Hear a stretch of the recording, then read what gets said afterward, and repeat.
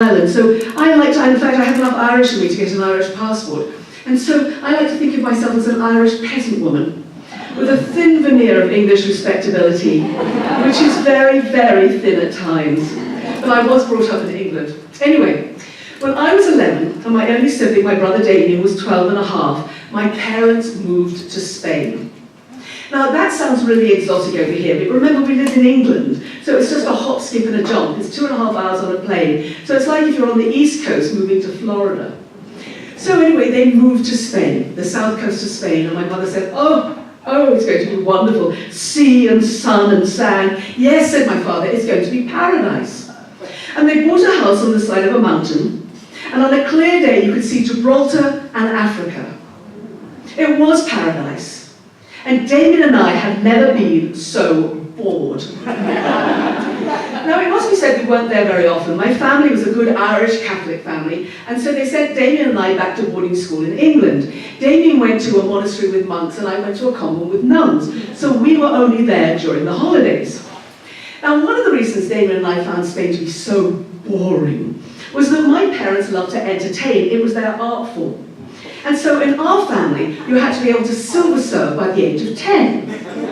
So Damien and I were always the help at the parties. Well, when I was 14 and Damien was 15 and a half, my mother asked us to make a sangria, one of those wonderful wine punches, for one of her lunch parties. Well, the incredible thing is that I ever reached the age of 14. Because my brother David is very, very curious, and he loves to experiment, and he loves to experiment on me.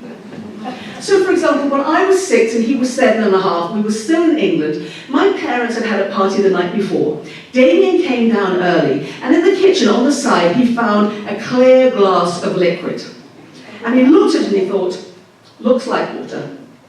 Doesn't quite smell like water. I wonder what it is. I wonder if it's poison. I know what I'll do. I'll try it out on Geraldine. And if she keels over dead, I'll know not to have any. So that's what happened. I came down and Damien said, here, Geraldine, he said, try this lovely glass of water. And I said, oh, all right, Damien. It was gin. He'd given me straight gin. And then when I was 8 and he was 9 and a half, he decided to experiment. He wanted to see if he put me in a trunk and slid me down a steep slope of stairs, would I live? Well, thank goodness I did. I mean, thank goodness. And then when I was 10 and he was 11 and a half, he said to me, Geraldine, he said, let's have some fun today. And I said, oh, all right, Damien. He said, let's play Cowboys and Indians. And I said, oh, all right, Damien. He said, this is what we'll do. He said, I'll tie you up by the wrists and by the ankles. I'll gag you. I'll throw you in a closet, close the door, and then you can do the same thing for me.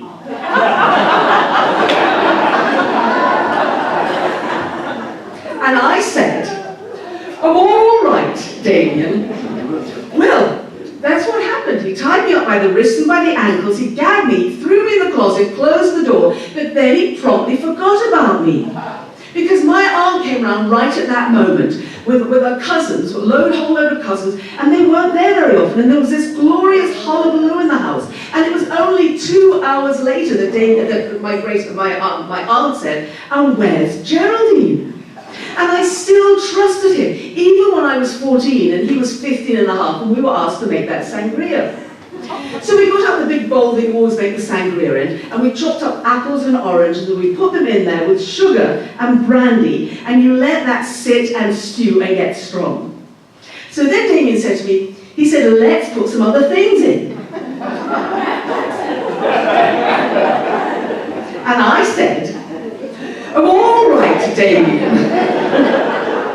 Well, my father was having a lovely time in Spain. He was going to different supermarkets, buying alcohol and liqueurs that you couldn't buy at the time in England. And they all came in these lovely bottles with these pretty labels on. And Damien said, let's put some of those in. And I said, oh, all right, Damien. So he picked up the first bottle, and it said, apple liqueur. And he went, ooh, glug, glug, glug, glug, glug. Ooh, orange liqueur. Ooh, glug, glug, glug, glug, glug. Ooh, apricot brandy. glug, glug, glug. He said, don't worry, Geraldine, it's all fruit. And then we put in what you always put in, which is bottles of red wine and Spanish lemonade, which is like 7-Up and ice. Well, at that moment, my parents' friends started to arrive. Now, my parents had retired young, so their friends really were much older than them, and they were nearly all old colonials. In fact, we thought they were so old that every time they came round, Damien and I always wanted to say to them, hello, how are you? Welcome. Wheelchairs on the right, walkers on the left. But we never did, because on the whole, we were too well behaved, on the whole. Well, my mother greeted her guests and she took them to a patio on one side of the house that had already been set up, and Damien and I started to serve them lunch.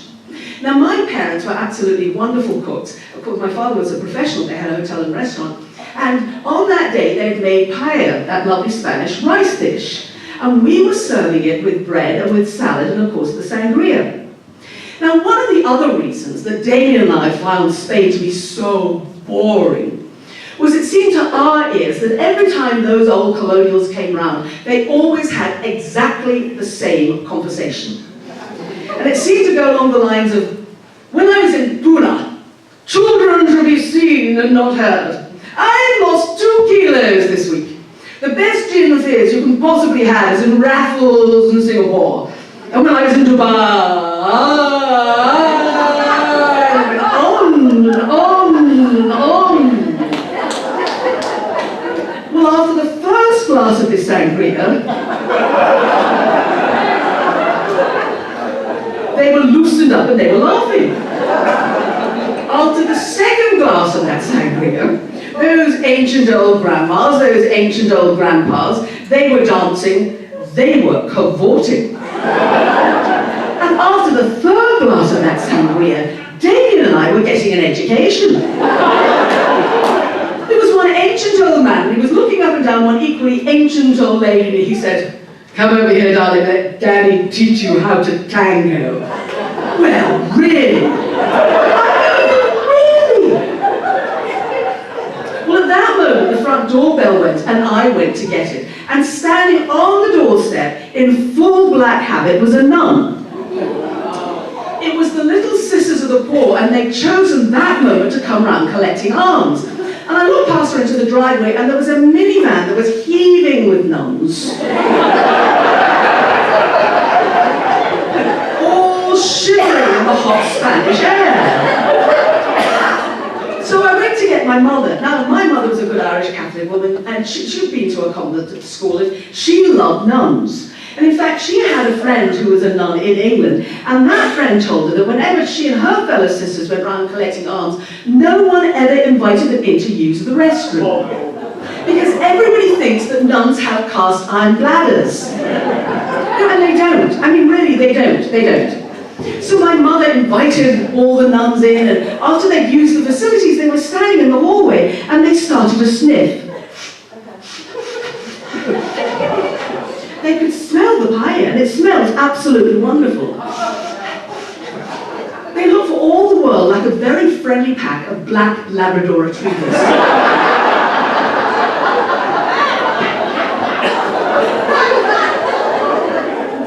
They could smell the peppers and the onions and the garlic and the juicy pieces of chicken and the mussels and the prawns all swaddled in saffron rice, and they were beginning to drool. Well, my mother looked at that, and she looked at the clock. It was well past 2:30. Clearly, these nuns had not eaten lunch. They were hungry. Well, in our family, to be hungry is a cardinal sin. So she said, sisters, you must join us for lunch. No, I insist. No, I absolutely insist. And she took the whole habit-wearing flock to the other side of the house from our other inebriated guests, to a patio out there, which she quickly had set up, and Damien and I started to serve them lunch. We served them paella, and salad, and bread, and water. And my mother said, oh, no, the sisters must have sangria. Well.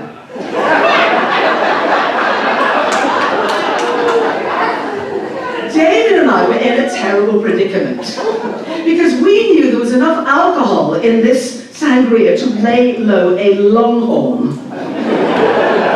Now, in our defense, we knew that they were Spanish religious, and I have to tell you, of course, in Spain, it's completely different from over here in America. Drinking is part of the culture. Little children start to have a bit of wine and water from the time they're about 6, and so they get a full glass by the time they're 18. So it's much more part of the culture. They're used to wine, but this wine, this sangria. But what could we do? The only other thing we could have done was to confess. And we couldn't do that because we knew we'd get into terrible trouble. So we poured the sangria. Now there was a chief nun, all very elegant, and the circle of nuns were all watching her. And she lifted up her glass, and she took a sip. And a smile went across her face. And so all the other nuns, they picked up their glasses and they took a sip. And that smile went around that circuit like an electric current. Well, after the first glass of that sangria, those nuns were chatting away like starlings. After the second glass of that sangria, they were laughing and laughing, and the chief nun, her wimplet slipped right across one eye. And after the third glass of that sangria, those nuns were singing. But it seems as though as the spirit went in them, the real spirit that was in them came out. Because those nuns were singing hymns. Beautiful verses, which I didn't understand because they were in Spanish and my Spanish is terrible, but long choruses of hallelujah, hallelujah. And I can't sing at all, so my apologies to everyone who can. Hallelujah.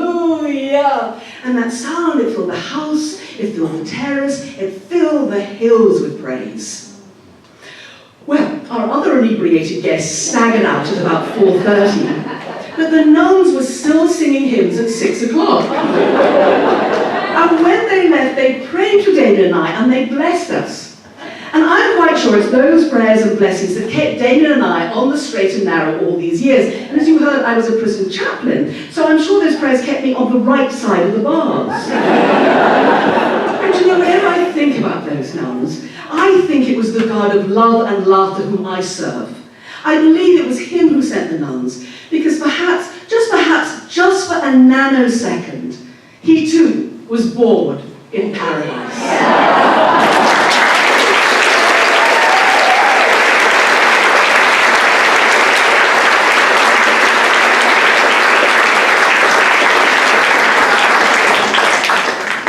Thank you so much. Well, over the course of the last few days, I've been telling stories about my mother, about my brother, and I haven't actually said very much about my father, and so this is a story about my father.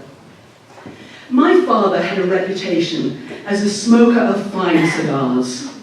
When I was growing up, I'd often hear him say, I learned how to smoke when I was 19. I was in Valletta Harbour in Malta. Well, my father had been in the Navy during the Second World War, and he loved to tell us tales of sailing the Mediterranean and visiting places such as Italy and Tripoli and Gibraltar. He'd lean back in his big black leather armchair and he'd take a puff at his cigar and he'd say, I had to learn how to smoke. There were so many flies. The older sailors said, Joe, it's the only way to keep them off until I started. First of all with a pipe, and now, as you can see, with a cigar. But do you know something? Those old sea dogs were right. Because since that time, there's never been any flies on me. And he'd lean back in his black leather armchair and he'd laugh and he'd laugh. My father loved to laugh. And then he'd take another puff at his cigar and he'd say, I travelled a lot. I saw a lot of the world before I left the Navy at the end of the war when I was 21. And that's not bad going for a working class boy who came from a mill town in the north of England. Well, until I was 8, my parents had a hotel and restaurant, as I said before, I just mentioned before, called the Stewart, in a small seaside town called Blackpool. And I'd often see my father staring out over the cold, grey northern sea with its low cloud cover and its strong smell of seaweed and ozone. And he'd say, well, it's not quite the Mediterranean, but it'll do for the moment. Now, my parents had my father's smoking came in very useful in the Stewart. Now, the Stewart, I have to tell you, Britain's got a bad rap about food. My parents had this restaurant called The Stuart, and it was the only one for 50 miles around that had an AA, which is like a AAA red rosette. And it also had a Michelin star, which was a huge deal in England in those days. But it was also known for its gala evenings, and people would come from miles around for those. And before they arrived, my father would go through the public rooms, puffing on a cigar, a Cuban one if you could get hold of it. And my mother would come behind him, spraying French perfume, something floral with a woody overtone. And she'd spray it into the lamps and into the light fitting so it would diffuse through the atmosphere. She said that made people feel opulent as soon as they stepped in. And who knows, that might have been the winning combination because the Stuart was always packed. Well, my father's terrain was the kitchen. He was a trained chef, so he oversaw all the other chefs. And my mother's land was the front of house, the reception. She took all the bookings, she mingled with the guests, she was warm, she was witty, she was elegant, and everyone loved her. And those two worlds never met, except for once. My mother was out shopping, and my father found himself, for some odd reason, in the reception. And he did the unthinkable. He took a booking. He took a booking for a large funeral for that Saturday. Well, when my mother came back, she saw that booking and she said, "Joe, what have you done? What have you done? I've got a large prestigious society wedding in the same room on the same day." Well, my father, who loved to have the last word as well as to laugh, he said, "No, Valerie," he said, "on this occasion you are wrong. You are absolutely wrong." He said, "I booked that funeral months ago."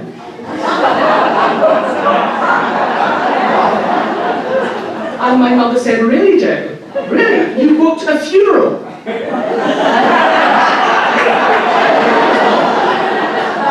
Months ago. And my father realized he'd been caught red-handed, and so he started to laugh, and my mother joined in. They both loved to laugh. Well, when I was about 8, my father said to me, "Geraldine, just stay here, I've got something for you." And he went upstairs and he brought down a small red volume of poetry. And he said, "Here, I want you to have this. I carried this all the way through the war." And I was delighted because I've always loved poetry, and this was Palgrave's Golden Treasury. I opened it.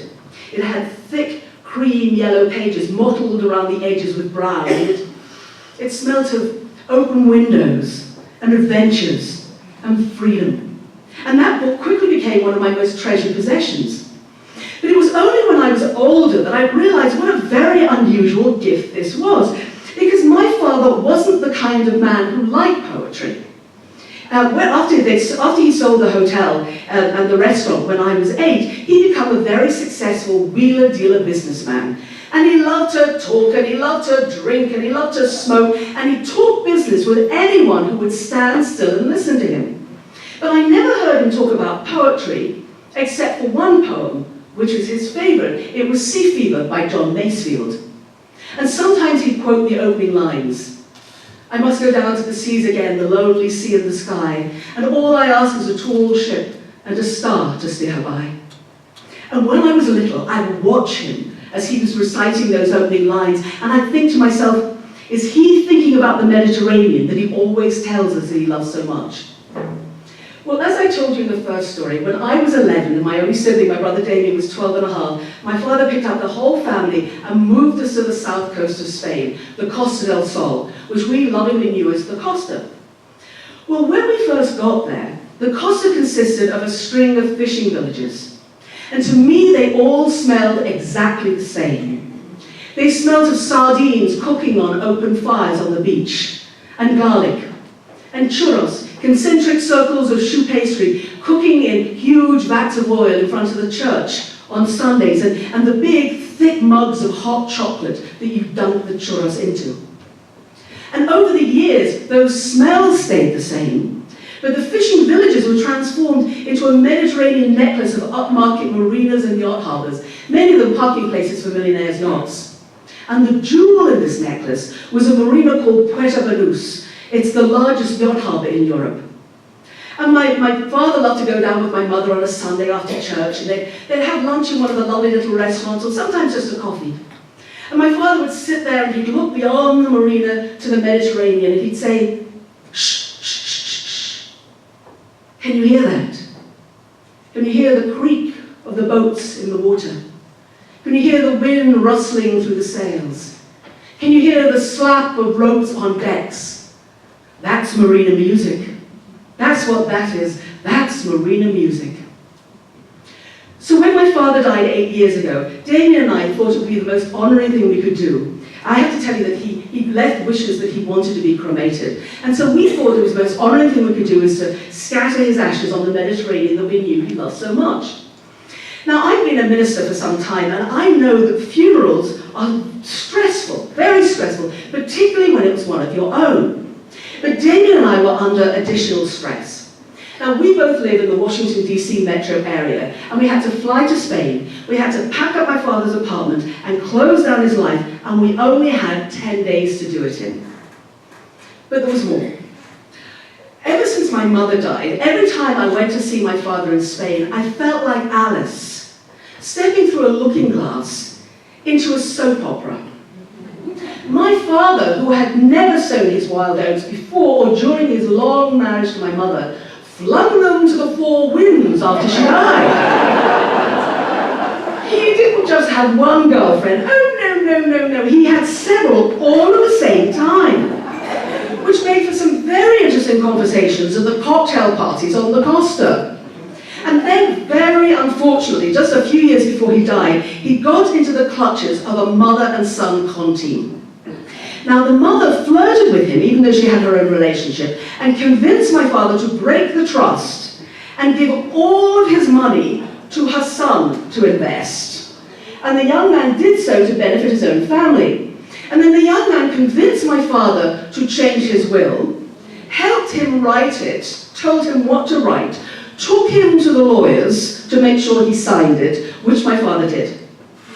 So sometime later, I went and talked to the lawyer. Now, he was new to the company, so he didn't know the family. And he said, Geraldine, I am so sorry. He said, I'm so sorry. Now, I don't want to cast aspersions on your mother or your family, but I had just presumed that this woman was a long-term mistress of your father and the son a fruit of their union.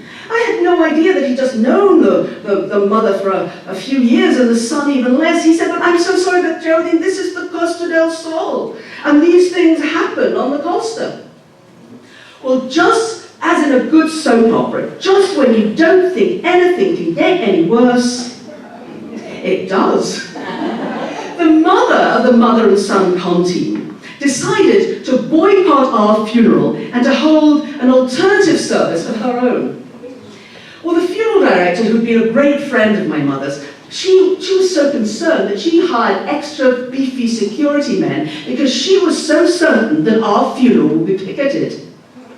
My father would have loved this. He loved a good drama, and there was nothing he liked better than being in the middle of a drama. He would have thought this was absolutely wonderful. But as you can imagine, Damien and I were on a bit of an emotional roller coaster. And so at one point, Damien said to me, I know what I'm going to do with my father's ashes. I'm going to get little glass vials, and I'm going to put bits of Daddy in each of them. And then I'm going to leave them, I'm going to go all over town and put them in all of his favourite watering holes, every bar in town. And I was just about to say, over my dead body, when I realised that probably that wasn't the most sensitive thing to say in this particular situation. And anyway, I realised that my father was in heaven, these were just his earthly remains.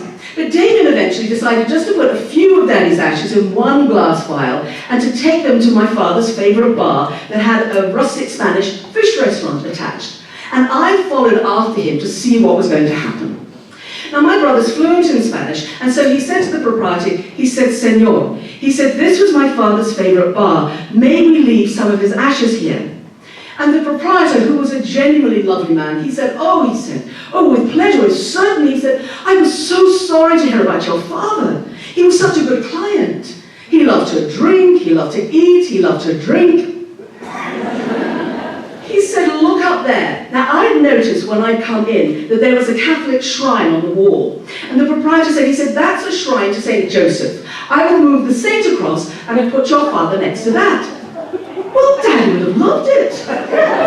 His name was Joseph. St. Joseph was being moved over to make room for him. He would have thought this was fabulous.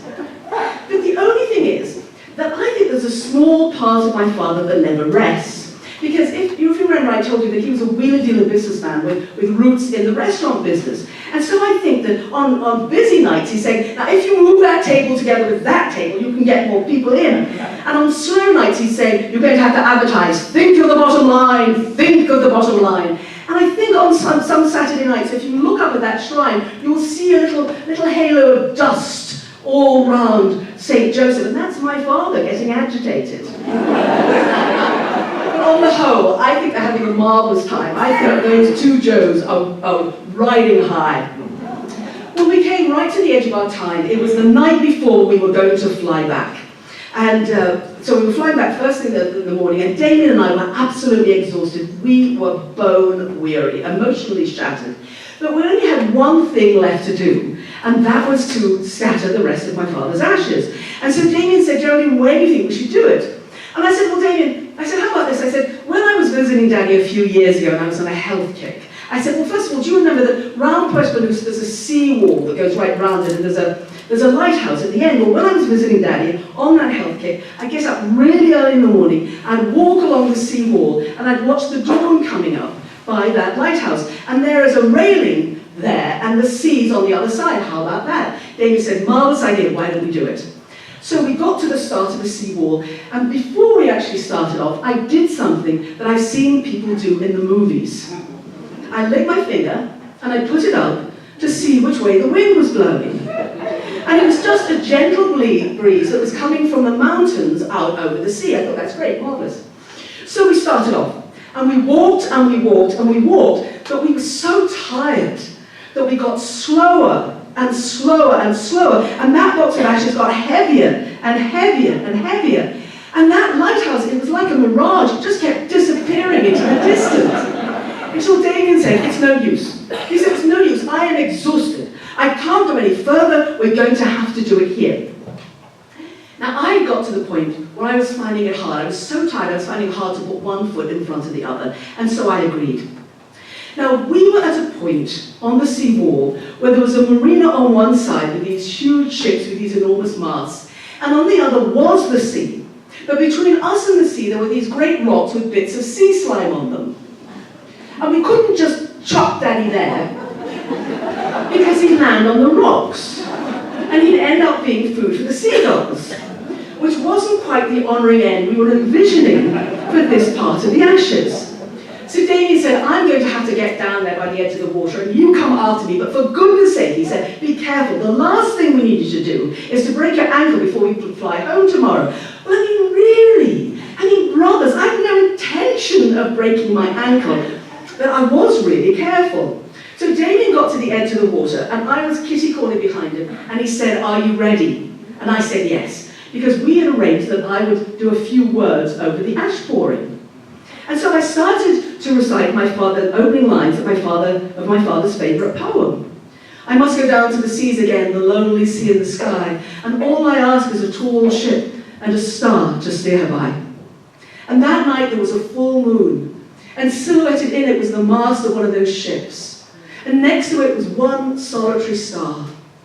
And in the background, the marina music was playing, and that night it sounded as though it was taps, serenading an old Navy man going on his last voyage.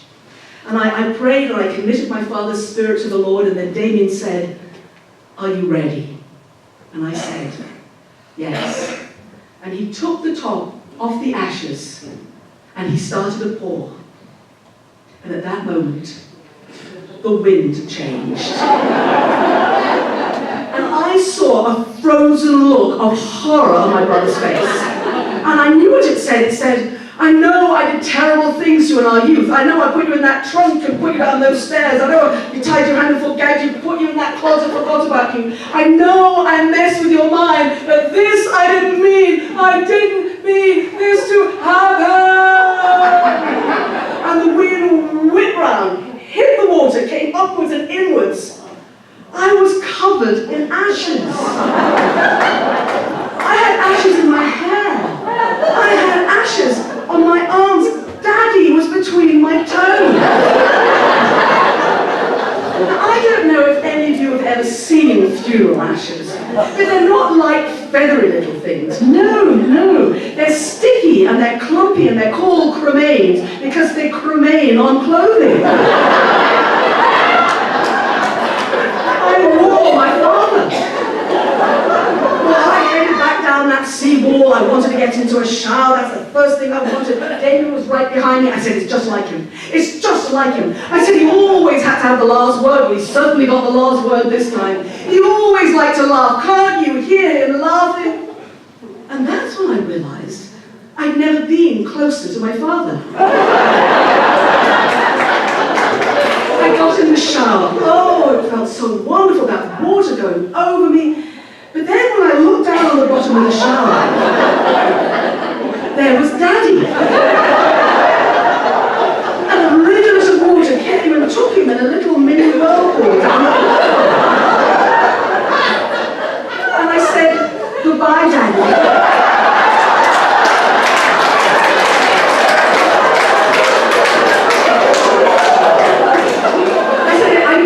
The Mediterranean. But you will get there. Eventually. Then I remembered something I'd found the week before when I was packing up my father's things. In an old box, I'd found a diary of his that I'd never seen before. And he'd written it about the age of 21 when he was just about to leave the Navy. And in it, he said, I love I have to make decisions, and this day I'm making a decision. I love creativity and poetry and words, but this day I've decided to give up all of that because I long to have a family. And so I'm going to be a businessman. You understand? I'm going to be a businessman because I want to provide well for the family that I know I'll have one day. And that's when I realized that my father had given me more than that red book of poetry.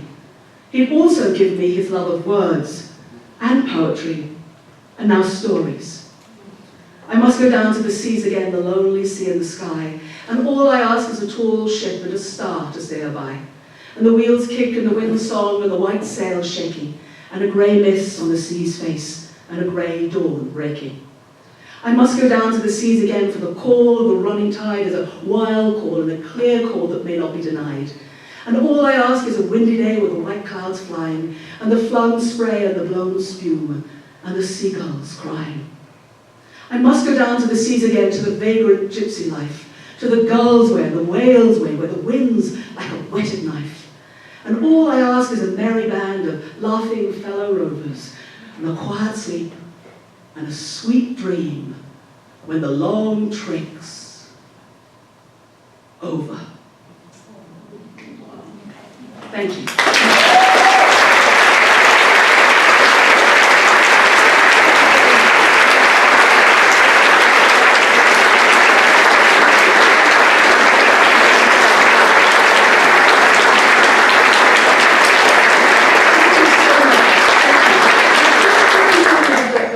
The last one. I just wanted to say something that, you could take us home because we have CDs. And I know there's a wonderful case there packed with your CDs, and they look absolutely fabulous. And I don't have any CDs there because I have this delicious problem. I brought a whole load, and you've all been so generous that I sold out after the second performance, and there were 5 of them. And so I've decided what I should do, because I couldn't get any from home quick enough, is that I will honor the festival